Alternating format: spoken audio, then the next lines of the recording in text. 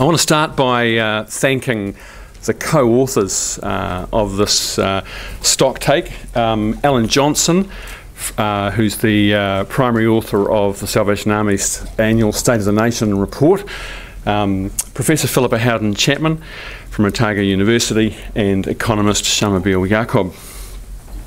I think it's unusual for a government to bring together three experts on an issue like this.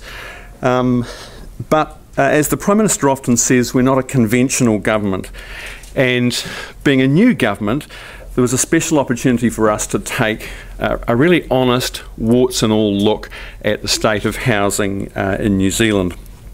I want to stress that this exercise isn't designed to be some kind of blame game, but if you don't understand the true extent and nature of the problem, you sure as hell aren't going to be able to solve it. The Stocktake report that we're releasing today brings together a wealth of information about every part of the housing continuum. The issues are all intertwined. You can't really address homelessness without an adequate provision of public housing. You can't slow the rising cost of renting without increasing the supply of affordable houses. The other thing to say is that the housing crisis has changed and continues to change the fabric of our society. It's limiting our choices and affecting the life decisions that we make. My parents' generation left home and bought a house. My generation left home and went flatting, bought a house a little bit later. Young people today question whether they will ever be able to own their own home.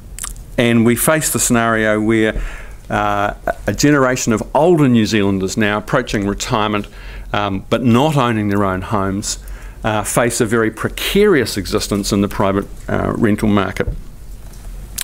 But perhaps worse than all that is that the health and education costs of homelessness, of transients and substandard housing are taking their toll on a generation of young New Zealanders whose life chances are permanently blighted by the housing crisis.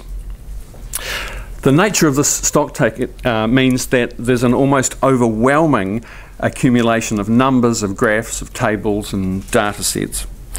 But it's important to remember that these are not just numbers. Every single one represents a person or a family for whom their housing situation is likely to be one of the biggest challenges they face in their life. I now want to